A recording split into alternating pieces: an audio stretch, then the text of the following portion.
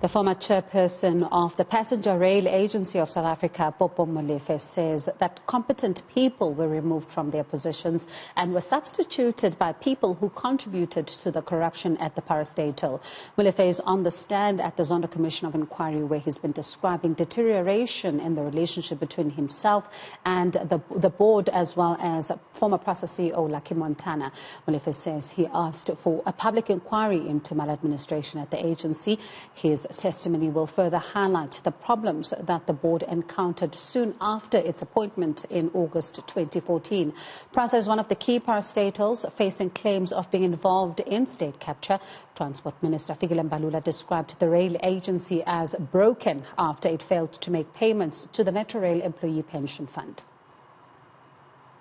The board had been misled by the former GC, Mr. Montana, who had said that he had a probity report when we had asked for the probity report, because we needed assurance that the process was proper and was clean. It turned out that that report did not exist, and he knew it didn't exist, but he lied to the board. So that's one aspect. Now we expose him, and we stop that tender process for that time. It involved well over 2 billion rand. Then the next time is when we discover and actually insist that Mr. Montana gives a report that, in fact, the public protector was not only investigating Prasa, but had been asking for comment of Prasa on the interim report that she had given to Prasa. The chairperson would recall that Mr. Montana then gave me a file containing that report around March 2015. Now, for more on the story, we're joined by our reporter, Tumaole Mohlaoli, who has been tracking developments there. Tumaole, certainly not a good day for Prasa.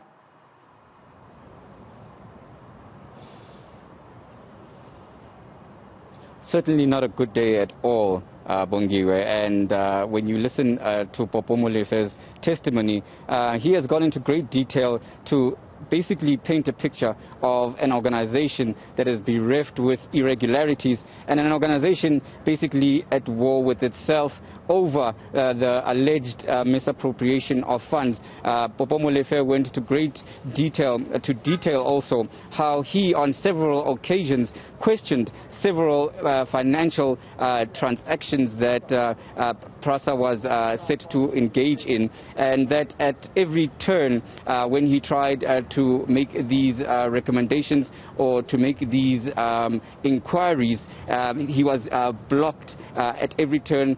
Mr. Montana going so far as to suggest, according to testimony here that Mr. Molefe delivered, that Mr.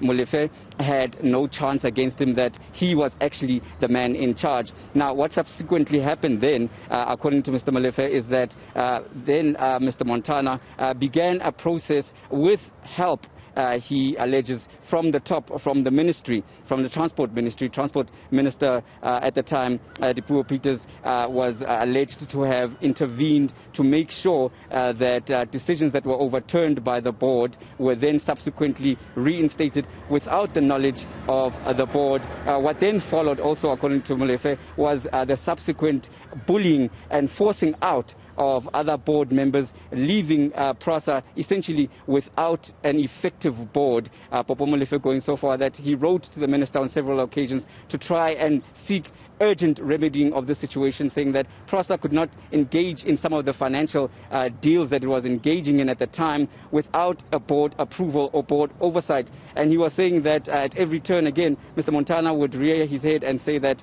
allegedly he was the man calling the shots, and that Molefe's interference would not be tolerated, and that he had support and protection from the top. What Molefe says is that this basically hamstrung the Prasa operations and made sure that it was basically an organization that was in turmoil, because most of the decisions that were taken were not resolved by the board, or were not basically signed off by the board. So he points a picture of an organization that was operating basically with impunity and going against every sort of financial regulation in terms of legal processes whereby financial transactions are meant to be approved, are meant to go place, and we're talking about billions and billions of rands. He made some examples about acquisitions that were questioned and that were flagged but later approved. So this is the situation. He painted a picture basically of a situation where Prasa was at war with itself. However, while this was going on, this opened the door to a lot of questionable transactions that were then pushed aside and pushed through without the relevant processes being followed. And now, Tumaole, one of the things that you talk about are these very processes, because he does say that for state capture to resume, systems had to be weakened at Prasa. Now, apart from those that you have mentioned in terms of trying to bully the board, has he also painted a picture of what systems exactly were also, weakened here in order for state capture to continue?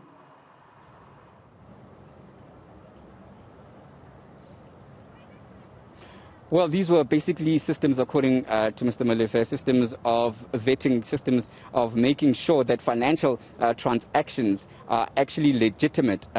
Instances whereby tendering processes were manipulated and unduly influenced, according to the allegations that he has put through before the commission. Now, he says that there was a lot of maneuvering behind the scenes, and this created a situation whereby the board then was effectively nullified, because when the board flagged institutions, then we would have Mr. Montana, on the other hand, making sure that he went above the board and would then make sure that processes were instituted without their green light and without their knowledge. This would go to speak directly to the acquisition of resources, acquisition of perhaps contracts of rolling stock was one of the issues that was raised here, that there were some heavy irregularities in how those tendering processes were adhered to and then were later approved. So this is what is at the gist of this fight between the board and allegations that Mr. Montana and he's meddling. However, what Popo Molefe then further said is that because of this alleged meddling, it led to a situation whereby other board members were subsequently forced to resign. Now, I think during his testimony here at the commission, he will go into further detail to detail exactly how this was done. From the picture that he painted in his initial testimony, it seems that they were barked out, or rather they were forced and bullied out and forced to resign, leaving a situation whereby there was effectively no board except for Mr. Molefe himself. And without a board, then these resolutions and these approvals of the dodgy deals then went ahead.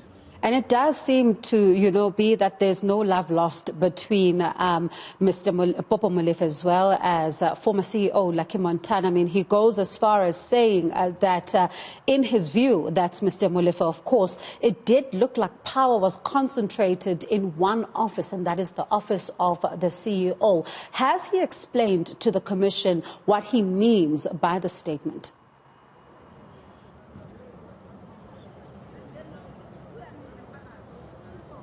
Well, he has gone into some detail by basically painting scenarios and detailing incidents that happened to show that the office of the CEO began to effectively, under Mr. Montana's tenure, act what he calls unilaterally. That means that they would, as the board, only be informed about key and rather substantial financial transactions as after the effect.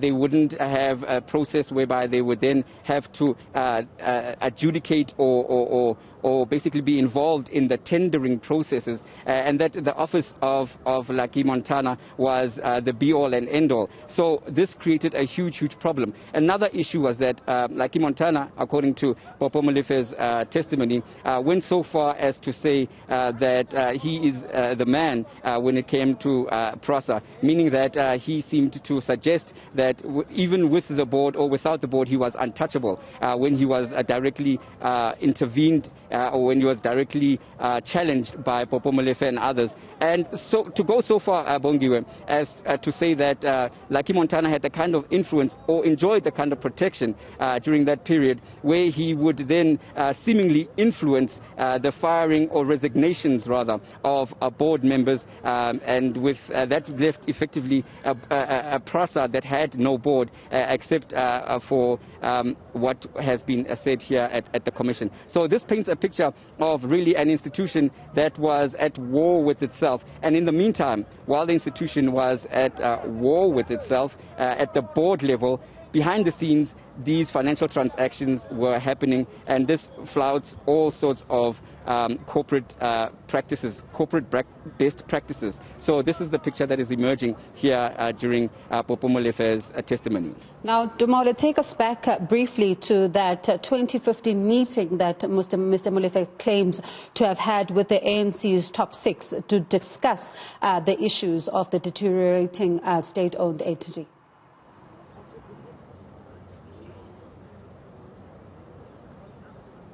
Yes, Mr. Molefe was saying that at that meeting he did basically raise concerns about what was happening and basically trying to alert them to the situation with the conflict or the loggerheads that had been deepening between himself and Mr. Montana. And he says that it was noted and he was given a directive that, of course, the ANC's top leadership would address this matter and would consider it. But then he says that shortly after that meeting, as time went by, he found himself to be very frustrated at the lack of pace to which this particular process was being handled. And he went so far as to say that the transport minister at the time, who was then, of course, instructed by the ruling party to address this issue, seemed to be dragging her feet and using every trick in the book to try and delay and stall in terms of intervening. And while this was going on, Mr. Montana was allegedly then helping himself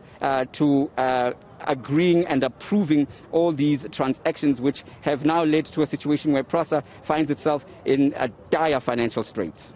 Our reporter there, Tumaole Mohlaoli, watching developments very closely at the State Capture Commission of Inquiry. Now, after the break, we will be looking at some of the industries that have begun to open up as the easing of lockdown regulations continues. Industries like, restaurants, we've been seeing over the weekend as well, some hair salons telling us just how they plan to make things easier, around this time and making sure that, patrons are not going to, contract the further spread of COVID-19, and saying that while they can't guarantee, it does look like there are measures that they're putting in place. And restaurants today opening up, and of course under some stringent conditions there. We will be looking into this particular conversation to look at whether or not it was a good idea. You don't want to miss it.